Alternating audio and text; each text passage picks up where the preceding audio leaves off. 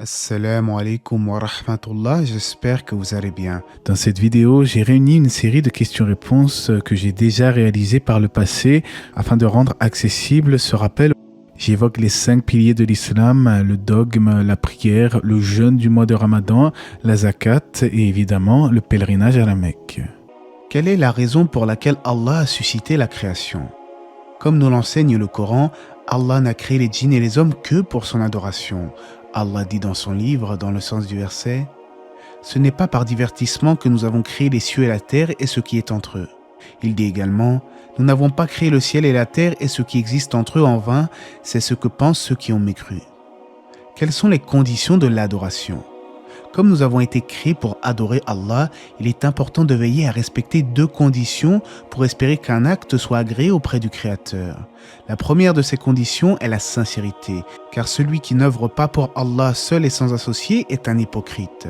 La deuxième de ces conditions est la conformité à la législation, notamment par le suivi du prophète, alayhi salatu wassalam, car celui qui adore Allah avec des adorations non légiférées en islam sombrera dans l'hérésie. Ces 2 conditions résultent de l'attestation de foi, la ilaha illallah Muhammadan Rasulullah, d'attester qu'Allah seul mérite le culte, et deuxièmement, que Mohammed est le messager d'Allah. Que signifie l'islam? L'islam, c'est la soumission à Allah par le monothéisme et le fait de se désavouer du polythéisme. En fait, c'est la religion de tous les prophètes et messagers qui avaient tous le même message fondamental concernant l'unicité divine. Si en fonction des époques, certaines prescriptions religieuses ont différé, le principe de l'unicité divine, at-tawhid en arabe, a toujours été le même. Aujourd'hui, le Coran est la dernière révélation de Dieu pour toute l'humanité et Allah dit dans le Coran, dans le sens du verset, Dis, ô homme, je suis pour vous tous le messager d'Allah à qui appartient la royauté des cieux et de la terre. Comment comprendre le destin? La croyance au destin est l'un des 6 piliers de la foi, sujet que nous avions déjà vu sur la chaîne à plusieurs reprises. Certains n'arrivent pas à concilier le fait que tout soit prédestiné, mais qu'en parallèle nous avons quand même le libre arbitre. Or, il est vrai qu'il y a des choses sur lesquelles nous n'avons aucun contrôle, comme la maladie, la mort, les accidents, etc. Mais Allah nous a néanmoins pourvu d'un libre arbitre. Nous avons le choix dans nos vies de prendre la bonne voie ou la mauvaise voie. Et en effet, si nous étions contraints dans l'absolu dans nos actions, on pourrait se demander quel est le but du jugement dernier, vu que nous ne sommes que des marionnettes. La croyance du musulman est donc de dire que même si au final tout résulte de la volonté divine et de sa prédestination, Allah a tout de même doté l'être humain de la faculté de choisir entre le bien et le mal dans ses actions au quotidien. Allah étant le créateur des cieux et de la terre, il est omnipotent et il a en effet prédestiné toutes choses en octroyant le libre arbitre à ses serviteurs. Et si cela peut paraître confus pour certains, il faut bien comprendre que notre compréhension des choses demeure limitée et qu'à l'échelle de la création, notre intellect reste insignifiant. Lorsque les compagnons du prophète concernant le destin ont rétorqué « À quoi bon œuvrer alors ?» Le prophète alayhi salatu wassalam leur répondit « Œuvrez, car on facilitera à chacun la voie pour laquelle il a été créé. » Pour plus de détails sur les destins, une vidéo dédiée traite de ce sujet avec plus de précision sur la chaîne. Que signifie la foi en Allah? C'est la ferme conviction de son existence, que rien ne s'oppose à lui ou ne l'a précédé et qu'il est le créateur de toutes choses. Il est le vivant qui subsiste par lui-même, l'unique, il n'a pas engendré et n'a pas été engendré non plus. Seul Allah doit être imploré pour ce que nous désirons et le Coran nous dit dans Surat Al-Ikhlas, dit il est Allah unique. Allah, le seul à être imploré pour ce que nous désirons, il n'a jamais engendré, n'a pas été engendré non plus, et nul n'est égal à lui. Quel est l'opposé de l'unicité divine? C'est l'association à Allah, le summum de l'égarement, le shirk en arabe. Il se divise en 2 catégories, le shirk majeur et le shirk mineur. L'association majeure, c'est par exemple le fait de prendre un égal avec Allah dans l'adoration, de vouer un culte à autre que notre Créateur, de l'invoquer, de faire des sacrifices pour lui, etc.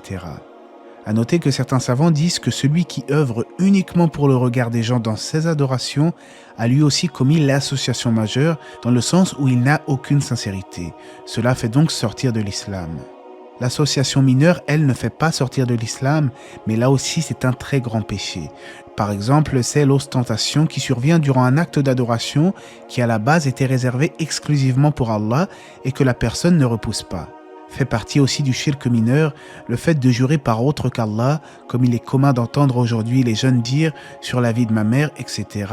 Et en rapport du prophète, alayhi salatu wassalam, ne jurez ni par vos pères, ni par vos mères, ni par les fausses divinités.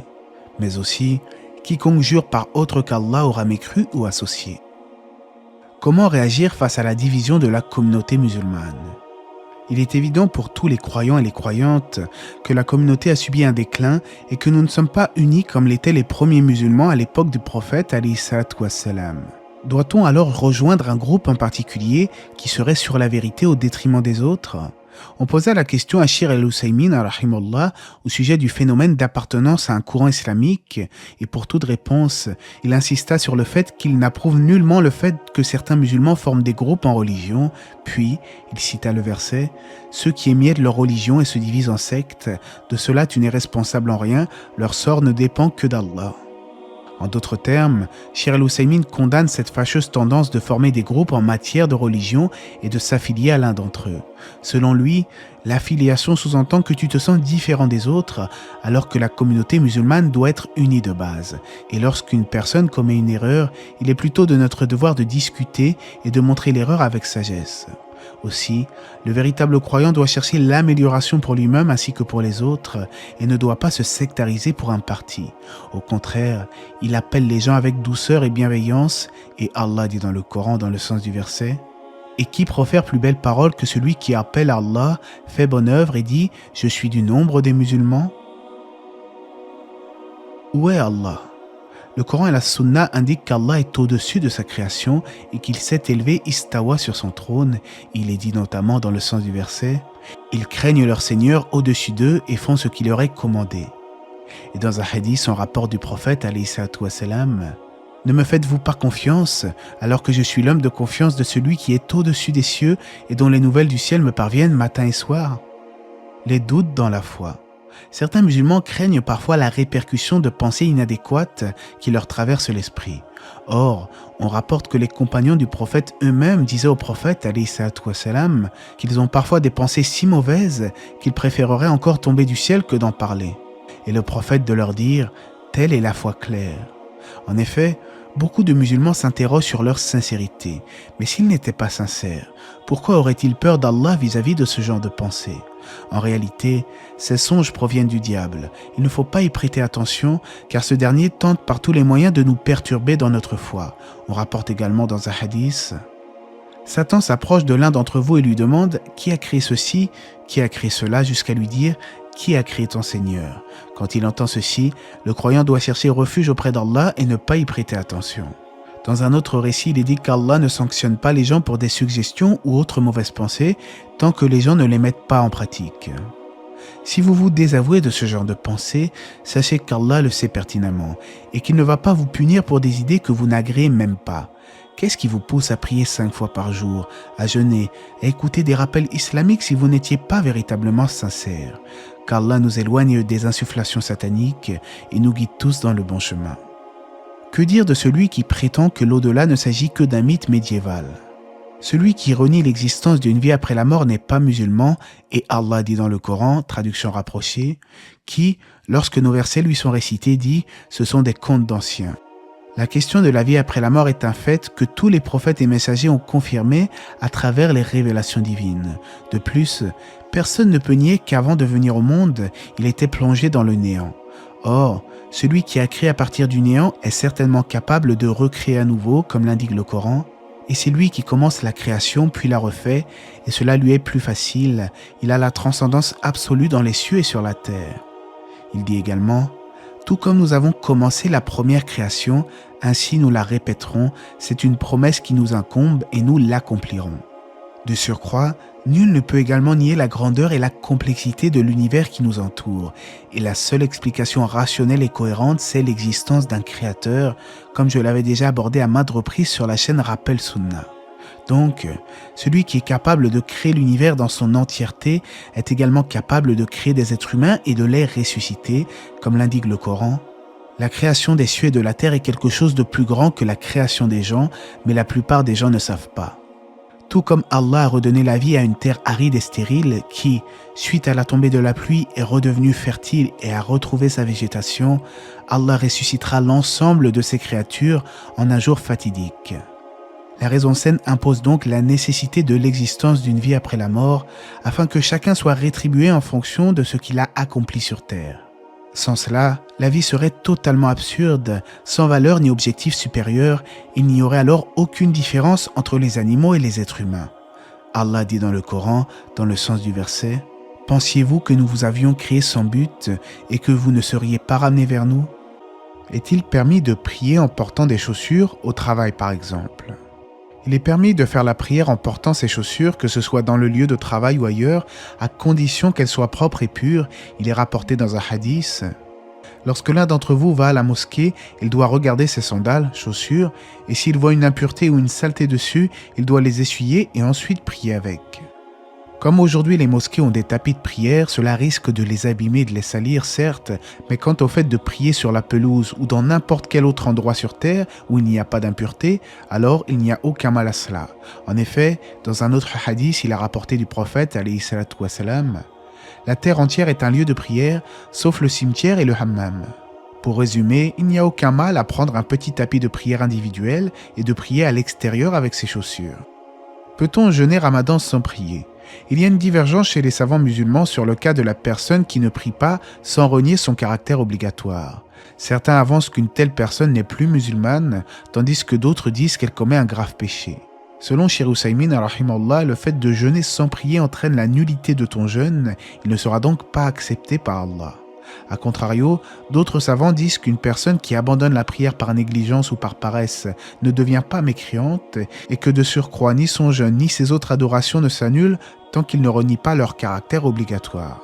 Pour sortir de cette divergence, je conseille à tous ceux qui jeûnent sans prier de bien méditer sur cette question de la prière. Si tu es capable de jeûner toute la journée pour Allah, pourquoi serais-tu incapable de prier au minimum 5 fois par jour pour celui qui t'a créé ? On demande à Allah qu'il nous facilite à effectuer nos adorations durant ce mois béni, afin que cela se poursuive tout au long de l'année. Prier au travail ou rattraper les prières le soir ? Il devient de plus en plus commun de voir des musulmans effectuer toutes leurs prières de la journée d'un seul coup, le soir après le travail. Or, cela est interdit, car Allah dit dans le Coran, dans le sens du verset, « La salate demeure pour les croyants une prescription à des temps déterminés. » Parfois, certains musulmans dans la difficulté ou en voyage peuvent occasionnellement regrouper entre le Dhuhr et l'Asr ou entre le Maghrib et l'Aïcha. Mais retarder l'accomplissement de la prière du Dhuhr et du Asr jusqu'au coucher du soleil comme certains le font, alors cela n'existe pas en islam et il n'y a à ma connaissance aucun savant ancien ou contemporain qui n'ait autorisé une telle pratique.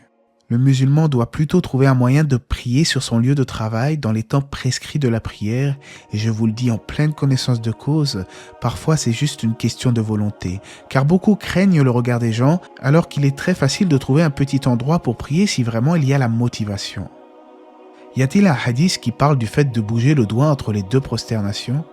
Durant la prière, il est connu que le musulman bouge l'index durant son tashahhud, mais ce que beaucoup de gens ignorent, c'est que certains érudits voient qu'il faut également le bouger entre les deux prosternations lorsque le croyant dit par exemple « Rabbil fi'li ». Selon Cheikh Ousaymin, le hadith rapporté par Muslim, où il est dit que le prophète alayhi salatu wassalam pointait son doigt vers le ciel quand il s'asseyait durant la prière, est général. Le texte qui dit qu'il pointait son index durant le tashahhud est quant à lui particulier. Selon sa méthodologie, la citation d'un cas spécifique qui est conforme à la généralité ne veut pas dire qu'il faut suivre uniquement le cas particulier. En d'autres termes, il n'y a rien qui vient infirmer le fait qu'en position assise entre les deux prosternations, il ne faut pas pointer l'index vers le ciel en vertu de la généralité du hadith qui dit justement de pointer l'index vers le ciel en position assise. Certains commentateurs de Zad al-Ma'ad de Ibn al-Qayyim ont même authentifié un hadith où il est clairement dit que le prophète alayhi salatu wassalam s'asseyait entre les deux prosternations, pliait ses doigts et pointait l'index. Je tiens à faire remarquer que lors des divergences d'opinion entre les écoles de jurisprudence et les savants de l'islam, le croyant doit respecter les avis de chacun, car chacun a cherché la vérité avec sincérité, et dans ce cas-là, il ne faut alors pas blâmer les uns ni les autres. L'utilisation du chapelet en islam est-il autorisée ? Selon Cheikh Ousaymin, l'utilisation du chapelet est permis, mais il est selon lui préférable d'utiliser ses doigts dans la glorification tasbih. Cela pourrait, selon son opinion, comporter une certaine distraction car celui qui utilise le chapelet regarde à sa droite et à sa gauche, ce qui le prive de la présence du cœur. Il serait donc mieux, selon Cheikh Ousseymine, d'utiliser les doigts à la place du chapelet concernant la glorification d'Allah. Un travail où il y a de l'alcool, impossibilité de faire le Jumu'ah. À ma connaissance, il est interdit de travailler dans un métier où il y a de l'alcool, que ce soit pour le vendre, le transporter, etc., comme l'indique le hadith. Allah maudit les boissons alcoolisées, celui qui les boit, celui qui cueille, celui qui les vend, celui qui les achète, celui qui presse, celui pour qui on presse, celui qui les porte et celui pour qui on les porte. Concernant la prière du vendredi, c'est une obligation pour le musulman et on rapporte du prophète alayhi salatu wassalam.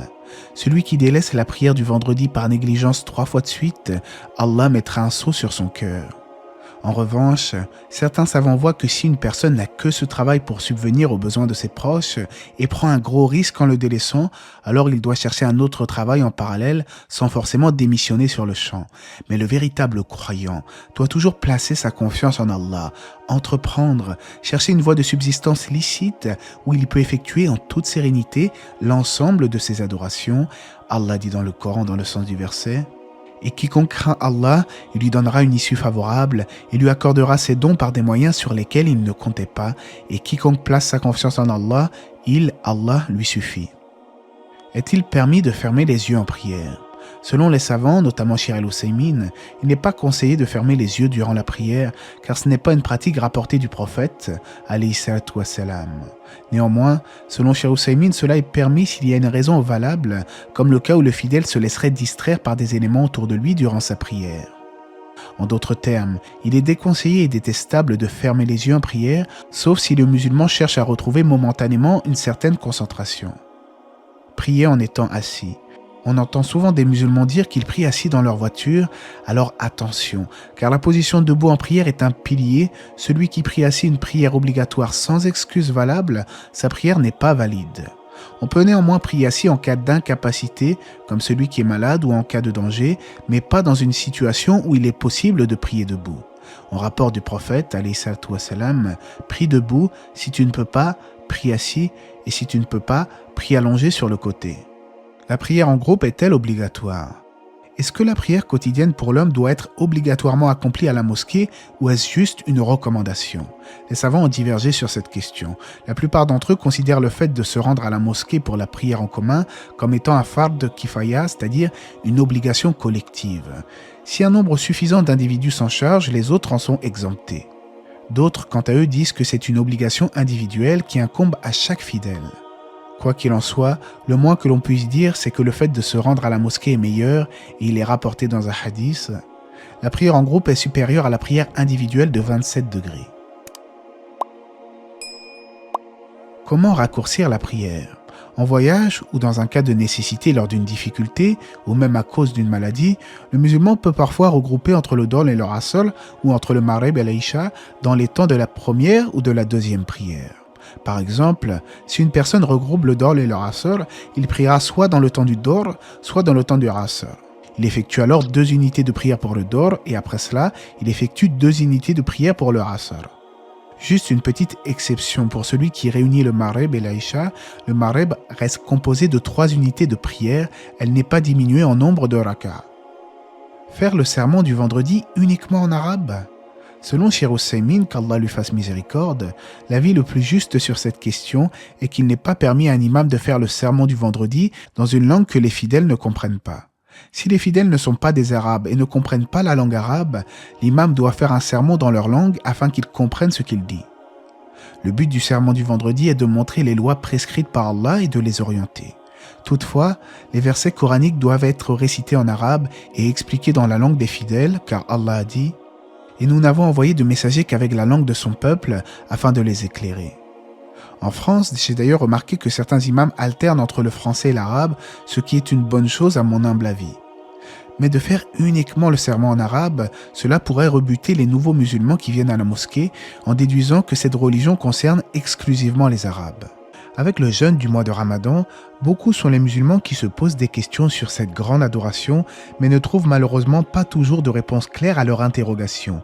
J'ai donc décidé de sélectionner certaines des questions que je considère pertinentes afin que je puisse apporter quelques éléments de réponse, et cela en me basant en partie sur les avis d'un érudit contemporain, le Cheikh Al-Husaymin, qu'Allah lui fasse miséricorde. Quel est le but visé par la prescription du jeûne ? Comme nous l'avions vu dans la précédente vidéo, le jeûne du mois de Ramadan contient de nombreuses sagesses, comme le fait d'atteindre la piété, de dompter son âme et de la soumettre au commandement divin, mais c'est aussi un moyen de revenir vers Allah et de méditer, de s'adonner à une profonde réflexion. Malheureusement, beaucoup de gens jeûnent aujourd'hui avec le corps, mais leur esprit n'est pas présent. Ils continuent à avoir exactement le même comportement que lorsqu'ils n'étaient pas en état de jeûne. Même si c'est toute l'année qu'il faut être bienfaisant, le Ramadan doit être un moyen de nous mener vers l'amélioration afin que cela se poursuive tout au long de l'année, bien entendu. Si une personne jeûne sans faire preuve de retenue et continue à mal agir et à s'enliser dans le péché, il risque de voir sa récompense diminuer, voire peut-être même annulée. Ainsi, tâchons de faire de ce mois de Ramadan un moyen de nous rectifier et prendre de bonnes habitudes au quotidien. La personne qui exerce un travail dur qui rend difficile le jeûne peut-elle rompre le jeûne ? À ma connaissance, il n'est pas permis de rompre le jeûne à cause du travail. Aussi, Cheikh Al-Husaymin a conseillé à une telle personne de plutôt demander des congés afin qu'elle puisse jeûner sans peine, mais selon son opinion, le jeûne de Ramadan étant un pilier de l'islam, il n'est pas permis de le transgresser. Quels sont les cas où il est permis de rompre le jeûne ? Les cas où il est permis de rompre le jeûne sont la maladie et le voyage, tel que l'indique le Coran. En outre, la femme enceinte qui craint pour sa santé, ainsi que celle qui allaite et craint pour elle-même ou pour son bébé, a la permission de ne pas jeûner. Il y a également d'autres cas, comme une personne qui doit rompre le jeûne pour sauver une vie, si par exemple, il trouve quelqu'un en train de se noyer ou d'être entouré par les flammes. Si une personne rompt son jeûne pour une cause valide, comme je viens de le citer, alors il ne devra pas jeûner le reste de la journée. En effet, si tu sauves quelqu'un et romps ton jeûne, une fois la situation passée, tu continues à manger et à boire ce jour-là car tu as déjà rompu ton jeûne. Quels actes annulent le jeûne ?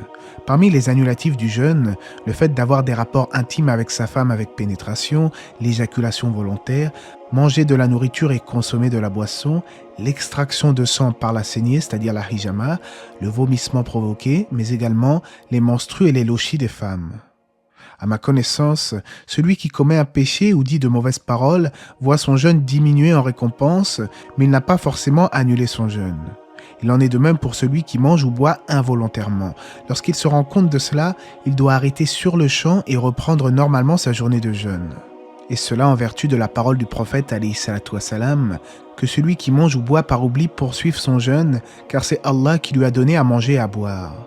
Il en est de même pour l'éjaculation nocturne involontaire. Si une personne se réveille et constate cela, il continue son jeûne, car il ne s'agit pas d'un acte délibéré. Quelle est la règle concernant le jeûne du voyageur, sachant que le voyage d'aujourd'hui est plus confortable et ne cause aucune peine ? Le voyageur a apparemment le choix entre jeûner et rompre le jeûne. Allah dit dans le Coran dans le sens du verset, « Donc, quiconque d'entre vous est présent en ce mois qu'il jeûne, et quiconque est malade ou en voyage, alors qu'il jeûne un nombre égal d'autres jours. » On rapporte que lorsque les compagnons voyageaient avec le prophète, alayhi salatu wassalam, ils ne jeûnaient pas tous. Cependant, le prophète, quant à lui, jeûnait durant ses voyages, comme l'attestent certains hadiths. Mais si le jeûne n'est pas pénible pour la personne qui voyage, il est alors préférable de jeûner, car cela incite à imiter le prophète, alayhi salatu wassalam. En revanche, si le jeûne du voyageur entraîne de la difficulté et de la gêne, alors là, il n'est pas recommandé de jeûner. L'utilisation de la ventoline et du dentifrice pendant le jeûne. L'inhalateur pour les asthmatiques est un petit dispositif qui permet de délivrer des bouffées directement dans les bronches. Cela permet notamment de faciliter la respiration et le produit n'atteint pas l'estomac. Le jeûne de celui qui l'utilise demeure donc valide selon Cheikh Al-Husaymin rahimallah. Concernant l'usage du dentifrice, certains voient qu'il n'y a aucun inconvénient à le faire car cela peut s'assimiler à l'usage du siwak. Il faudrait juste faire attention à ne pas avaler de dentifrice. Selon Cheikh Al-Husaymin, de son côté, le jeûneur peut utiliser du dentifrice, mais il vaudrait mieux attendre le soir pour éviter qu'une partie de ce dernier ne passe à travers la gorge. Est-il permis au jeûneur de se rafraîchir avec de l'eau ? Cela est permis et le messager d'Allah avait l'habitude de verser de l'eau sur sa tête quand il faisait chaud ou même quand il avait soif durant sa journée de jeûne. Et cela est cité dans une narration d'Abu Daoud dans le chapitre du jeûne. L'humidité n'affecte pas le jeûne, car il ne s'agit pas d'un liquide qui atteint l'estomac. En d'autres termes, on peut prendre une douche pendant le jeûne, se baigner, se rafraîchir, il n'y a aucun inconvénient à cela. On peut également se parfumer avec du parfum. Petite parenthèse, je tiens à souligner que l'islam n'est pas une religion de difficulté, et même s'il y a des rites précis à exécuter, Allah n'a jamais voulu pour nous la difficulté. Il dit dans le Coran, traduction rapprochée, « Allah veut vous alléger les obligations », mais également, Allah n'impose à aucune âme une charge supérieure à sa capacité. Par les adorations, Allah teste notre servitude et notre foi et nous enjoint à revenir vers lui avec sincérité en délaissant le blâmable au profit de ce qui nous procure le bien-être ici-bas et dans l'au-delà. Je ne suis pas né de la dernière pluie. Je sais que beaucoup de gens trouvent les rites de l'islam parfois compliqués, mais je trouve cette vision des choses erronée. Quand vous êtes convaincu de l'existence de Dieu et de la véracité de son message, priez minimum 5 fois par jour, jeûnez pendant le mois de Ramadan, verser l'aumône, accomplir le pèlerinage, tous ces rites ne sont que peu de choses en comparaison de tout ce que nous devons à notre Créateur. Il nous a tout donné et nous promet la félicité éternelle. C'est alors la moindre des choses que de lui vouer les adorations qu'il a prescrites pour nous, et qu'Allah nous guide tous dans le bon chemin. Quels sont les 6 jours du mois de Shawwal qu'il est préférable de jeûner ? Le prophète alayhi salatu wa salam a dit « Celui qui jeûne le mois de Ramadan, puis jeûne aussi 6 jours du mois de Shawwal, est comme s'il a jeûné toute l'année. » Même si ces 6 jours du mois de Shawwal ne sont pas déterminés et que le croyant peut choisir lui-même les jours de ce mois pour jeûner, il est préférable de les effectuer de manière consécutive après la fête de la rupture du jeûne afin de se hâter à accomplir les bonnes actions. On rappelle que ces 6 jours sont surérogatoires, mais le véritable croyant ne se limite pas aux actions obligatoires, mais cherche plutôt à faire le plus de bien que possible durant son court séjour sur terre. La zakat el-fitr, en argent ou en nourriture? Avant la prière de l'Aïd, à la fin du Ramadan, le musulman se doit de reverser obligatoirement la zakat el-fitr. Les ayants droit sont des musulmans dans le besoin. Mais faut-il reverser cette aumône en argent ou en nourriture? Les savants divergent à ce sujet, même si la majorité avance que cela doit être reversé en nourriture. À titre personnel, je recherche des gens dans le besoin qui sont à proximité afin de sortir la zakat en nourriture avec les quantités adéquates. Mais il m'est arrivé aussi d'envoyer de l'argent à l'association Nouvelle Optique qui s'occupe de récolter la zakat el-fitr des gens pour distribuer ensuite en nourriture. À ma connaissance, cette association est une association humanitaire qui ne s'occupe pas uniquement de redistribuer la zakat el-fitr, mais œuvre également à construire des puits, des écoles, des mosquées dans certains pays et distribue même des Corans, alhamdulillah. Si une personne rompt un jeûne non obligatoire, aura-t-elle commis un péché? Une personne qui annule volontairement son jeûne surérogatoire, c'est-à-dire pas obligatoire, par de la nourriture ou autre chose qui annule le jeûne, n'encourt aucun péché car il a jeûné de son plein gré. Mais lorsqu'il s'agit d'un jeûne obligatoire comme celui du mois de Ramadan, la personne a commis un grand péché et doit se repentir. Donc, quiconque délaisse exprès le jeûne obligatoire du mois de Ramadan par paresse et sans excuse a commis une transgression majeure et on rapporte du messager d'Allah alayhi salatu wa salam, quiconque abandonne le jeûne d'un seul jour du mois de Ramadan sans une dispense qu'Allah, exalté soit-il, lui a accordée, le jeûne de toute sa vie ne suffira pas pour le rattraper. Une telle personne doit donc de prime abord se repentir sincèrement et ne plus jamais revenir à une telle action. Ensuite, selon l'avis de la plupart des savants, il doit rattraper le ou les jours du jeûne qu'il a manqué. Dans certains cas, il doit même s'acquitter d'une expiation comme celui qui a eu un rapport charnel en plein mois de Ramadan durant le jeûne obligatoire. Il devra alors jeûner 2 mois d'affilée et s'il ne peut pas, nourrir 60 pauvres.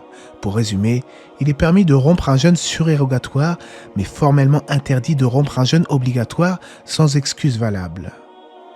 Et Allah sait mieux, j'espère que ces petites informations vous auront été profitables, qu'Allah nous facilite à toutes et à tous un excellent jeûne durant ce mois béni. N'hésitez pas à invoquer régulièrement votre Seigneur, et en particulier lors de la rupture du jeûne, comme il est rapporté du prophète, alayhi salatu wassalam. Il y a 3 personnes dont l'invocation n'est pas repoussée, le gouverneur juste, le jeûneur lorsqu'il rompt son jeûne, et l'invocation de la personne qui subit une injustice. C'est quoi la zakat? La zakat, c'est un pilier de l'islam. La zakat el-fitr, c'est l'aumône obligatoire à la fin du ramadan que l'on reverse habituellement en nourriture aux nécessiteux. Mais il ne faut pas confondre avec la zakat al-mal, qui est une aumône annuelle calculée sur votre richesse, qui correspond à 2,5%.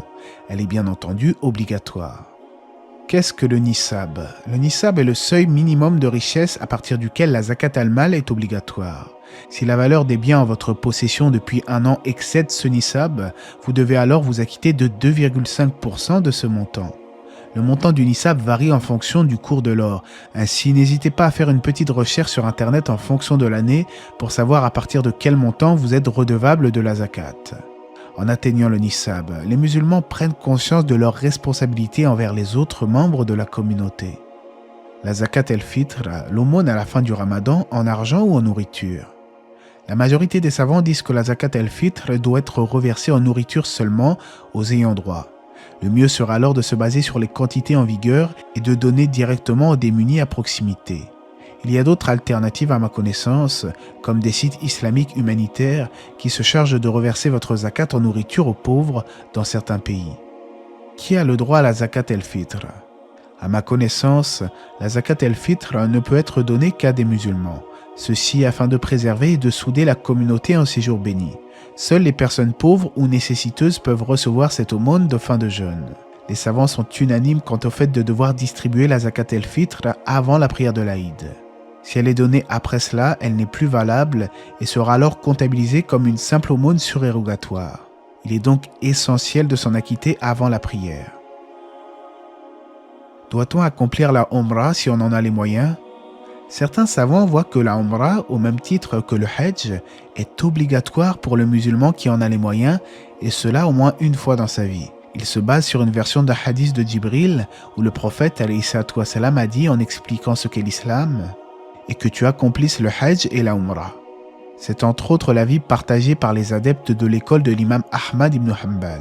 Quand le musulman a les moyens physiques et financiers d'accomplir la Umrah, il ne doit pas procrastiner et remettre cela plus tard, car la mort peut se manifester d'un instant à l'autre. Il en est de même pour le Hajj. Beaucoup de gens disent « on fera le pèlerinage quand on sera vieux », alors qu'en réalité, ils ne savent pas s'ils atteindront l'âge de la vieillesse. Allah dit dans le Coran dans le sens du verset « et c'est un devoir envers Allah pour les gens qui en ont les moyens d'aller faire le pèlerinage de la maison ». Est-il permis de faire la Umrah ou le Hajj pour une personne décédée? Selon Shir al-Husaymin, qu'Allah lui fasse miséricorde, il est permis de faire le Hajj et la Umrah pour une personne décédée. Comme l'avait rapporté l'imam Ahmad, une personne qui fait une bonne œuvre et dédie sa récompense à un musulman mort ou vivant, sa récompense lui sera utile dans l'au-delà. Cependant, selon Shir al-Husaymin, l'invocation d'Allah pour quelqu'un est ce qu'il y a de meilleur, et cela en vertu de la parole du prophète alayhi salatu wassalam. Lorsque l'homme meurt, ses œuvres cessent à l'exception des trois suivantes. Une aumône dont le profit demeure, une science utile aux hommes ou un fils vertueux qui invoque Allah en sa faveur. Est-il permis de répéter la Umrah? Combien de temps doit se passer entre deux Umrah? Selon certains savants, il n'y a pas de mal à répéter sa Umrah plusieurs fois et il n'y a apparemment aucun texte qui précise le temps qui doit séparer deux Umrah. Néanmoins, certains ont soutenu qu'il faut tout de même laisser passer entre les deux Umrah le temps nécessaire pour la repousse des cheveux suite au rasage de la première Umrah. Ce temps peut varier d'une semaine à 10 jours. Shir al-Husaymin rapporte de l'imam Ahmad qu'il faut répéter la Umrah qu'une fois la chevelure complètement reconstituée. Il justifie notamment son opinion par le fait que ce n'était pas la pratique des premiers musulmans de répéter la Umrah de manière excessive, et Allah sait mieux. Bousculer les gens pour embrasser la pierre noire. Un tel comportement relève malheureusement de l'ignorance des gens qui bousculent les autres et poussent même des femmes et des enfants, et cela afin d'embrasser la pierre noire. Plus étrange encore, certains se lèvent de leur salat avant même les salutations finales de l'imam afin d'aller embrasser la pierre noire et de s'y précipiter, ce qui invalide la prière prescrite. Déjà, le fait d'embrasser la pierre noire est une sunna qui ne doit se faire que pendant le tour effectué autour de la Kaaba. Si le musulman ne peut embrasser la pierre noire à cause de la foule, alors il pose juste sa main dessus avant de l'embrasser. Sinon, il se contente de faire un signe de la main droite en face de la pierre. Quant à certains comportements qui consistent à se bousculer ou à se faire du mal mutuellement, cela est une pratique honteuse qui montre une mauvaise image de notre belle religion. On pourrait même associer ce genre de comportement à de la sauvagerie. L'amour de notre religion ne doit pas nous pousser à transgresser certaines limites, car en voulant faire le bien, on tomberait alors dans l'interdit. Y a-t-il une invocation particulière durant la circumambulation autour de la Kaaba? Le croyant est libre durant ses tours autour de la Kaaba d'invoquer Allah comme il le souhaite. Il peut réciter du Coran ou même faire des invocations. À la fin de chaque tour, il est bon cependant d'invoquer Allah avec l'invocation suivante. Seigneur, accorde-nous belle part ici-bas et belle part dans l'au-delà et protège-nous du châtiment du feu. Le Hajj est-il affecté par un péché du pèlerin? Selon Cheikh Ousaymin, le péché diminue la récompense du pèlerinage et Allah dit dans le Coran dans le sens du verset: le pèlerinage a lieu dans des mois connus. Si l'on se décide de l'accomplir, alors point de rapport sexuel, point de perversité, point de dispute pendant le pèlerinage. Certains savants vont même jusqu'à dire qu'un péché corrompt jusqu'à la validité du pèlerinage, étant donné qu'Allah l'a formellement interdit. Toutefois, la majorité des savants disent plutôt que le péché n'invalide pas le Hajj, car des gens font de tels actes qu'ils soient en état d'ihram ou durant leur vie de tous les jours. En d'autres termes, le péché diminue la récompense du pèlerinage, un peu comme celui qui fait de mauvaises actions durant son jeûne du mois de Ramadan. Son jeûne perd ainsi de sa valeur auprès d'Allah, mais il n'est pas forcément caduc. Allah sait mieux, j'espère que ce petit rappel vous aura été profitable, que la paix et les bénédictions d'Allah soient sur le prophète, sa famille et ses compagnons.